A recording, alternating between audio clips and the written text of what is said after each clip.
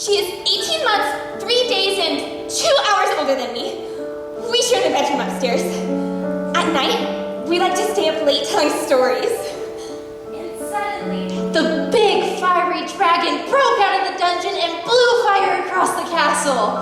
Shh! Mama doesn't know. After school, we like to write stories.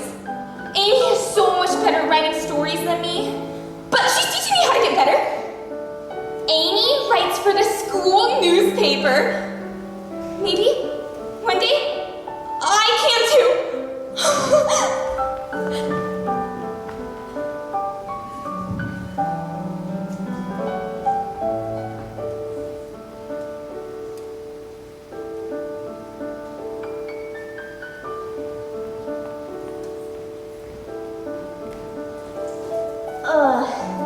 I hate broccoli.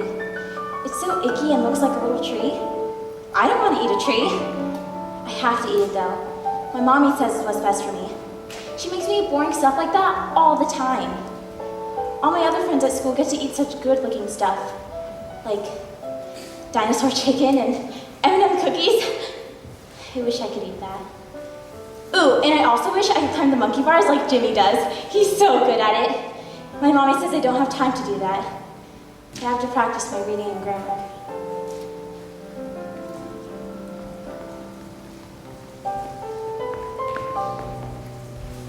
Today is my mom's birthday. My dad and I went to the store and got her a really special cake. It has ice cream in it. I even picked her a bunch of flowers from the garden.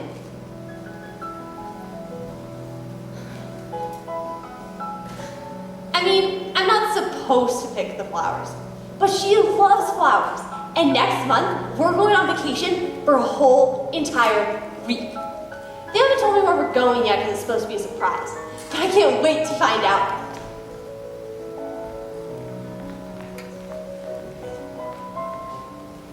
I came home from school today, and no one was there.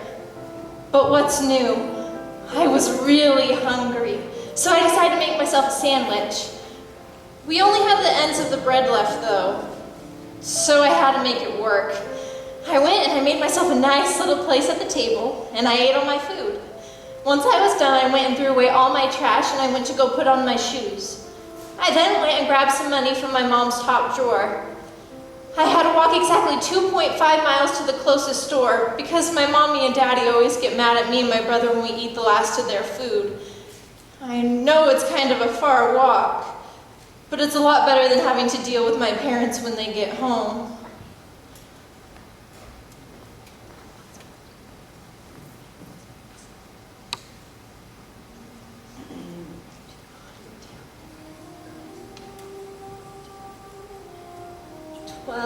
Years old.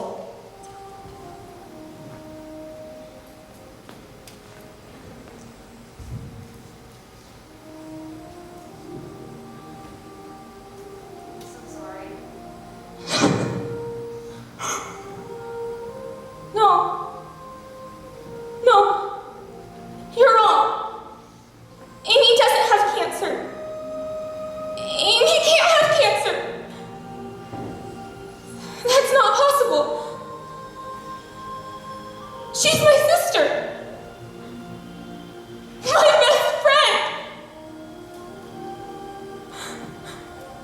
This can't be true. This isn't supposed to happen. Not to my family. This isn't supposed to happen.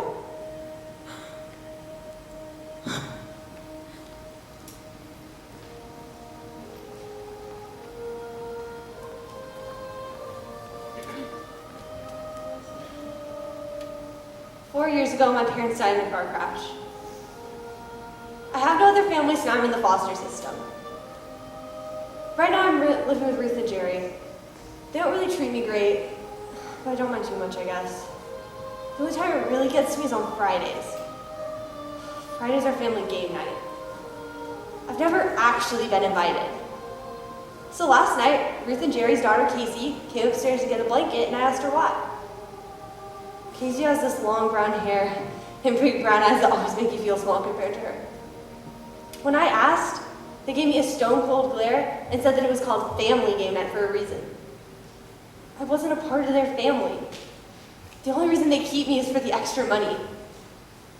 And I don't mind too much, I guess. I just all have to put up with it until I get transferred. Again.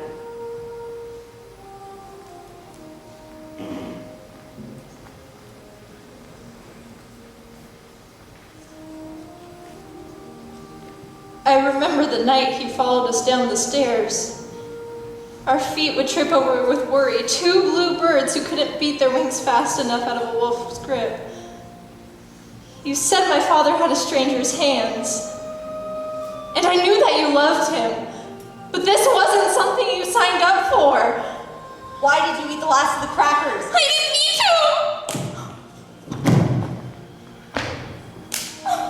to! You're coming with me.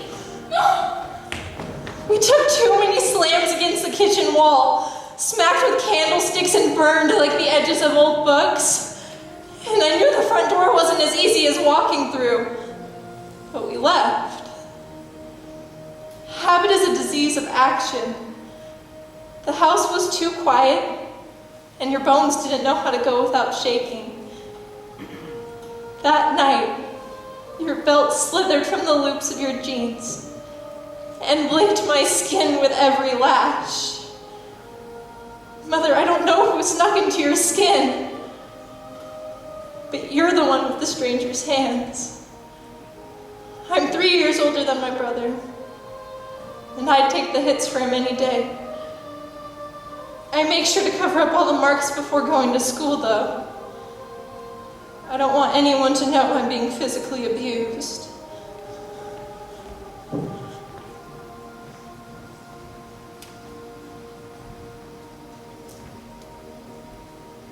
I was invited to Annie's birthday party on Saturday, and I'm so excited. I have this really cute blue dress picked out, and it's just perfect for it. So can I go, Mom? Oh, yeah, no problem. I definitely do have some homework, and I should practice piano. I wish I could convince her to let me go. Honestly, I'm too afraid. She would win, so what's the point? I'm sure Annie and my friends will have a really good time with or without me. It's not like I get to do much with them anyway.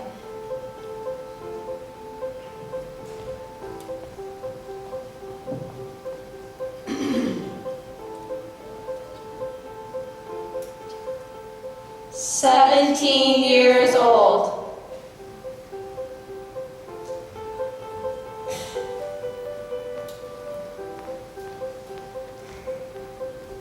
11 times.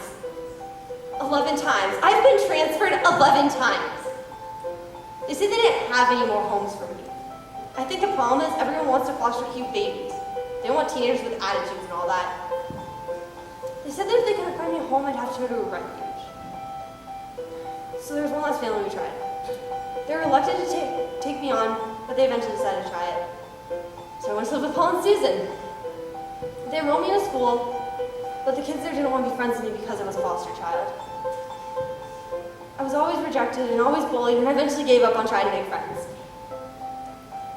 So about a year after moving in, I joined a gang.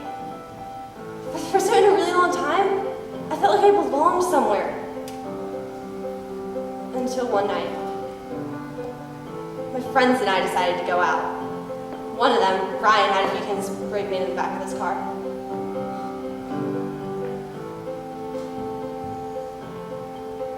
They heard the sirens before I did. Next thing I knew, I was standing along the alley, 4 cops surrounding me with empty cans spray paint scattered around my feet. I was held responsible for the entire charade, and even though I tried to tell them the truth, they don't want the story of a foster child. So now here I am, in juvie. It's pretty awful here. Paul and Susan visited me once at the beginning, but we all know it was just because they felt obligated to. They haven't come back since. But I'm doing all right, I guess. I only have 3 more months to be here. Just 3 more months.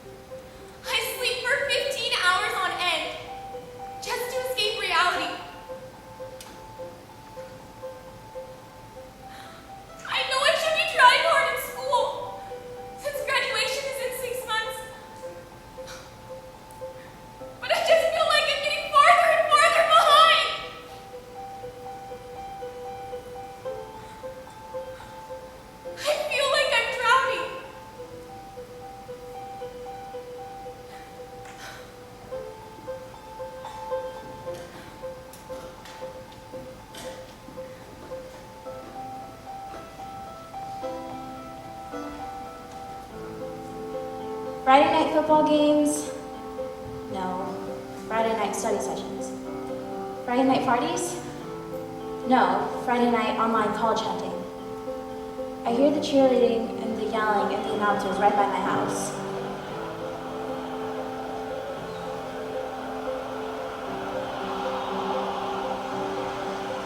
I wonder what it's like to be adventurous, to be dangerous, to be popular, to be different.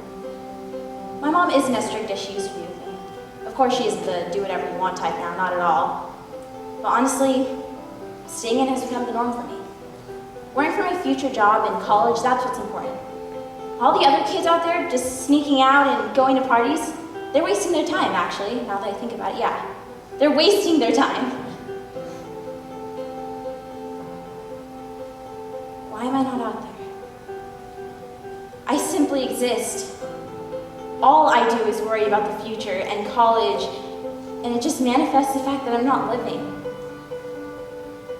If I was living, I would have gone to that huge concert on Saturday and not stayed home to practice piano.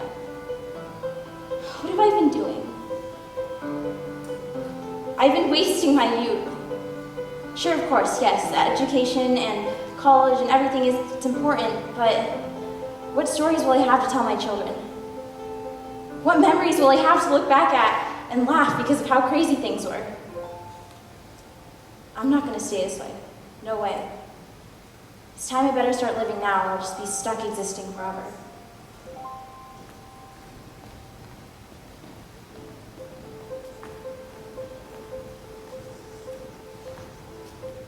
Drugs, alcohol, sex, you name it.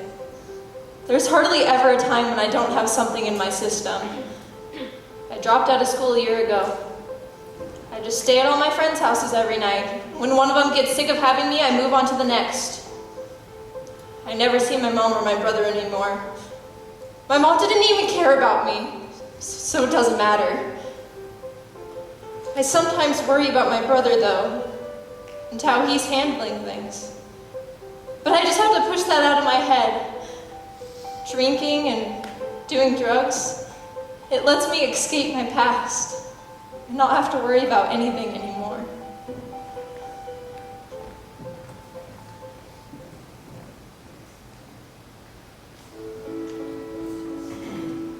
– 24 years old.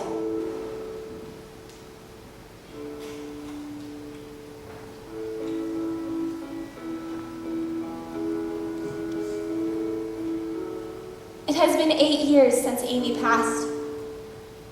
In those 8 years, I've learned that depression is real. Loneliness is severe. My mind was tormented for years after her passing. It got so bad that I dropped out of high school 3 months before graduation. I cooped myself up in my room for 2.5 weeks straight. My mother was worried sick about me. She, after months and months of trying, was finally able to get me to consent to talking to a counselor. That was the first step in my turnaround. It was then that I realized that this is my life. I have control over how I feel and react. I began to look at life with a wider perspective. My life still isn't perfect, but I wouldn't be able to appreciate the happiness if I hadn't known the sadness.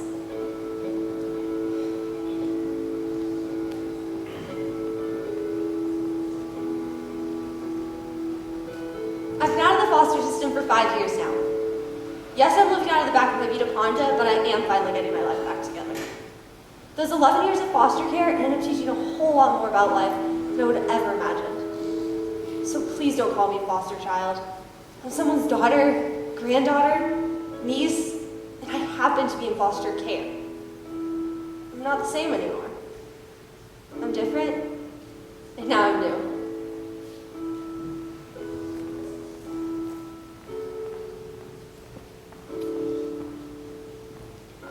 After I'd graduated from college, I met tons of new friends, met my current boyfriend, and went to a few parties here and there. I live in New York, and I play pianos for shows on Broadway and host a radio show. Austin and I have traveled to 3 different countries: Tokyo, Thailand, and England.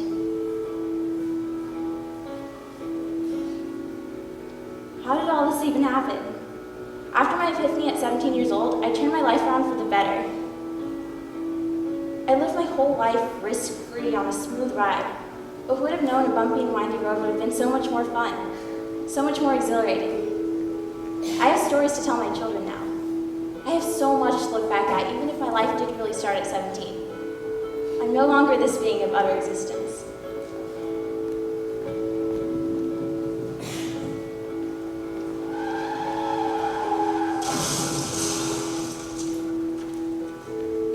I was always dying to finish high school and start college. I was dying to finish college and start working. I was dying to marry and have children. I was dying to watch my children grow up. I was dying to retire. And suddenly, I was actually dying. I was 5 months pregnant. It was a baby girl. I was gonna name her Carter Faith. But on May 23rd, my boyfriend and I were at dinner. He had a lot to drink that night. He said he was fine to drive, so I got in the car. He started swerving all over the road, and before I knew it, we were on the other side and a semi-truck was coming our way. We were practically thrown across the road. I died instantly. By the time the paramedics got there, the baby was gone too. I was only 20 years old. I never made it to the age of 24.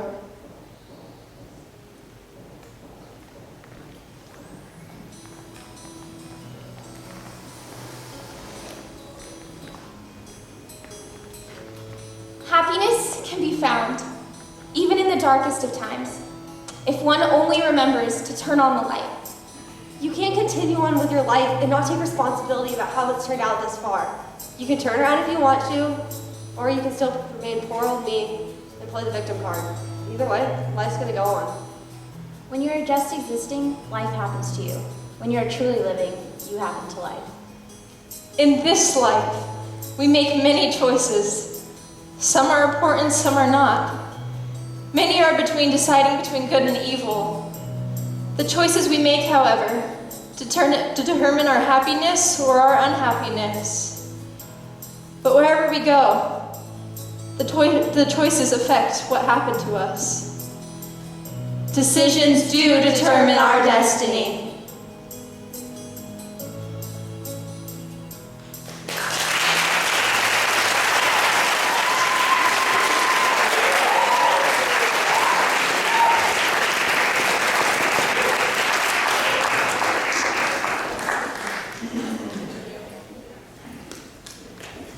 Ladies and gentlemen, thank you for supporting the Rancho Buena Vista High School Drama Department.